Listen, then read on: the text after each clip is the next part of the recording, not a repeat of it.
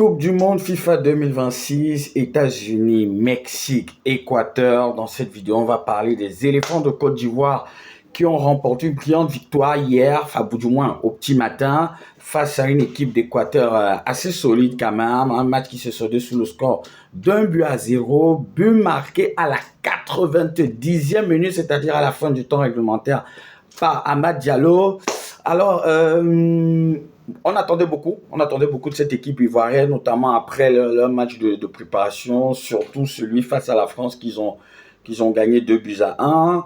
La Côte d'Ivoire qui se présentait à ce mondial après la dernière à laquelle ils ont participé, c'était en 2014, donc ça faisait 12 ans que les Ivoiriens ne s'étaient pas exprimés sur la grande scène mondiale du football. Emes Faya fait des choix parce que voilà, il faut dire qu'il a un groupe assez élargi, assez étoffé, une bonne profondeur de banc de touche aussi.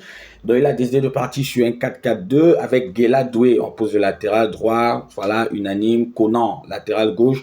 Dans l'axe, on avait Singo et Agbanou. Bon, Agbanou, on va pas se mentir, sur ce match, il aura vraiment pas tiré son épingle du jeu. Je pense que dès le retour d'Indika, il va reprendre son poste dans l'axe avec justement Singo. Singo que beaucoup de gens connaissent très souvent en tant que latéral droit, mais qui, voilà, grosse prestation dans l'axe. Attaquant gauche, Nicolas Pepe. Attaquant droit, Yann Diomandé. Pépite, la star de cette équipe véritablement. Un double pivot, Kessié Fofana, qui moi m'a beaucoup laissé sur ma faim parce qu'on va pas se mentir, c'est vieillissant, ça n'a plus la même énergie, ça n'a plus la même puissance. C'est très souvent, ils sont en retard dans leurs interventions quand ils vont dans les duels et ça peut causer des problèmes. En attaque, on avait la doublette Wai et Touré.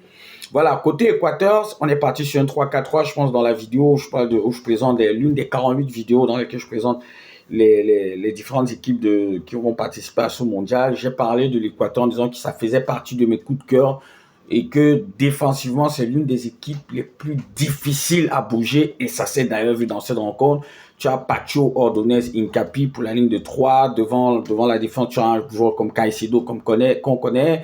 Valencia en pointe et surtout Plata qui a joué milieu de couloir droit. Pour moi, c'était le meilleur équatorien sur le terrain. Alors, la rencontre, chacun a eu son moment. On va pas se mentir.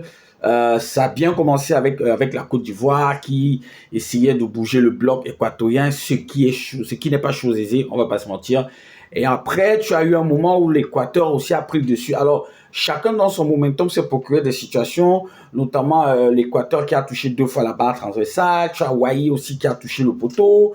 Mais on a senti qu'en termes de créativité, en termes de jeu, c'était plus du côté ivoirien. Parce que quand tu as Pépé et Diomandé sur les couloirs, bah, tu peux imaginer que les latéraux, les pistons vont passer une sale soirée. Notamment du côté de Diomandé où, honnêtement, Diomandé a donné la misère à Incapi. Et Diomandé a ébloui le monde du football. Hier, ce qu'il a fait, c'est une prestation XXL. Il a 19 ans. Il découvre encore le top niveau, notamment avec Leipzig du côté de l'Allemagne. Mais ce garçon est pétri de talent. Pour moi, c'est une bénédiction pour la Côte d'Ivoire d'avoir un joueur comme ça. Parce que, bah, voilà, c'est waouh. Quand tu regardes ce qu'il fait à son âge, tu te dis qu'il a encore une marge de progression. Je comprends pourquoi tous les grands clubs d'Europe veulent l'arracher à Leipzig, notamment le Paris Saint-Germain. Et moi, je suis d'avis que le PSG, voilà, sorte le chéquier pour signer un mec comme ça parce que dans les 1 contre 1, vitesse, puissance, il est solide, technique, qualité de passe. Waouh, ce garçon-là, franchement, il aura ébloui cette rencontre.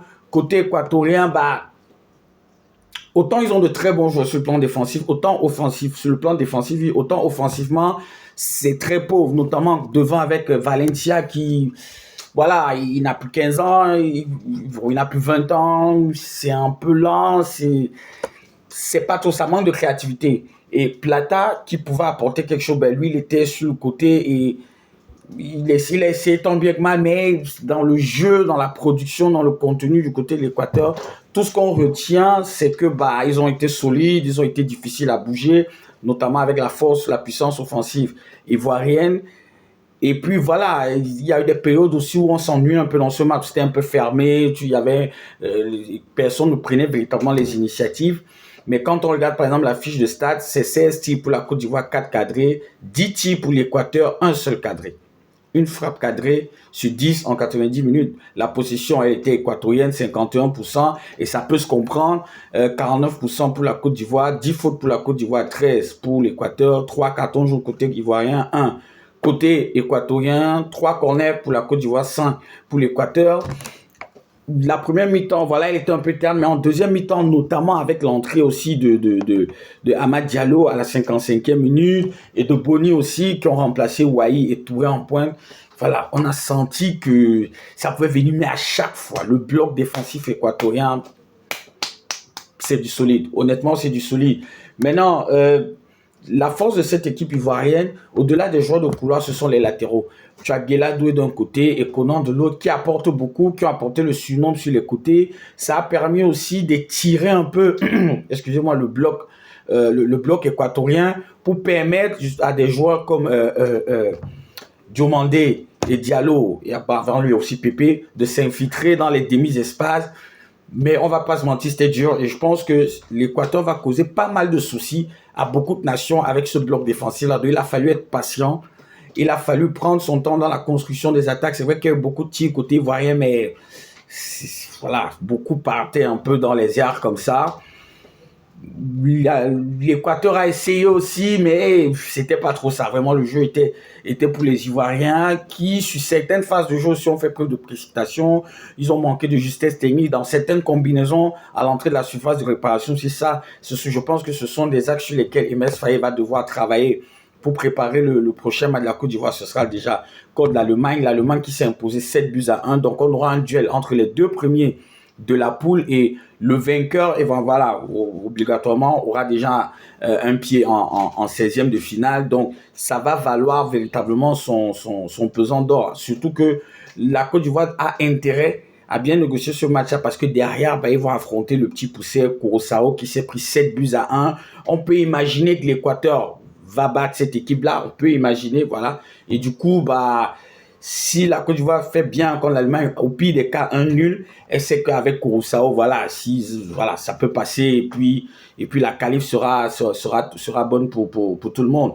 Donc, pour revenir à la rencontre, j'ai pas été déçu de la Côte d'Ivoire, bien au contraire, mais je pense que en termes dans la vitesse de jeu, ils peuvent encore s'améliorer. Je pense qu'au niveau de la justesse technique, il y a des situations, ils ont beaucoup fait le mauvais choix. Tu as des joueurs qui préféraient tirer, par exemple. Autre chose qui m'a plu, c'est l'entrée d'Oulay Inao, qui évolue du côté de Trabzonspor, 19 ans aussi. Il a été l'une des révélations ivoiriennes à la dernière CAN du côté du Maroc, milieu de terrain, petit, voilà, avec de grosses cuisses, mais techniquement, je vous assure, lui aussi, c'est un bonbon. À titre de comparaison, ça, moi, je le vois un peu, chaque fois que je regarde ces matchs, il me fait penser à Joao Neves, qui évolue du côté du Paris Saint-Germain. Ils ont un peu le même profil sur le plan physique et je dis encore techniquement et surtout tactiquement, c'est quelqu'un qui comprend le jeu, c'est quelqu'un qui très souvent a le bon déplacement et il a une bonne utilisation du ballon. Et après ce match, je pense que la Côte d'Ivoire contre l'Allemagne gagnerait à jouer avec 3 milieux de terrain. Caissier, même si c'est plus le caissier qu'on a connu, mais voilà, c'est le capitaine et tout. Je pense que la Côte d'Ivoire gagnera à jouer avec Caissier, Oulay et Sangaré devant la défense en sentinelle pour essayer, voilà, d'annihiler un peu les contre-attaques adverses. Parce que l'Allemagne, ça va être autre chose, ça va être une toute autre confrontation, ça va jouer au football et notamment au milieu de terrain. Donc, je pense que Oulay peut faire beaucoup de bien, surtout dans sa tenue de balle. Il peut créer pas mal de soucis au milieu de terrain allemand et jouer avec 3 devant. Pourquoi pas Boni, Diallo et Diomandé. Surtout que Diallo et Diomandé, quand je regarde les latéraux allemands, voilà, ça va être chaud du côté de Diomandé parce qu'il aura Kimmich en face de lui, mais tout le monde le connaît en Allemagne, c'est un mec qui fait peur à tout le monde, lui qui joue à Leipzig, donc Kimmich le connaît, voilà, ça va être un gros duel. Du côté de Diallo, voilà, ça va aussi jouer. Donc je pense que la Côte d'Ivoire gagnera à jouer à 3, en 4-3-3 contre l'Allemagne, mais bon, après c'est Faye qui fait ses choix. Donc, belle victoire de la Côte d'Ivoire, 1-0. Comme je dis, il a fallu être patient. Le but arrive à la 90e minute sur un centre de Singo. Mais au-delà de tout, la chose que je retiens par-dessus tout, moi qui ai déjà vu la Côte d'Ivoire jouer 2 Coupes du Monde, c'est l'état d'esprit. Très souvent, on a eu la Côte d'Ivoire avec beaucoup de bons joueurs, beaucoup de talent, mais dans certains moments difficiles, elle se liquéfie un peu. Voilà. La Côte d'Ivoire de 2014-2000 aurait facilement pu perdre ce match, n'aurait pas été assez patiente pour aller chercher la victoire au bout. Mais là, il y a des situations où tu vois les joueurs ivoiriens, tu sens que voilà, il y a la détermination, il y a l'envie, il y a l'abnégation. C'est tout bénef. Et la Côte d'Ivoire est la première nation africaine à prendre les 3 points lors de cette Coupe du Monde. C'est de bon augure pour la suite. J'espère que ça va ouvrir la voie à d'autres victoires, même si après ce match-là, il y a la Tunisie qui s'est complètement crachée contre la Suède, c'est 1-1. Mais voilà, c'est de bon augure pour les éléphants. Nous, ici au Cameroun, on les appelle la belle famille. Donc, bravo à eux et beaucoup de courage pour la suite parce que le match contre l'Allemagne, il va falloir sortir les muscles et c'est de très bon augure. C'est bien de commencer par une victoire pour le mental et tout. Rendez-vous pour le prochain match.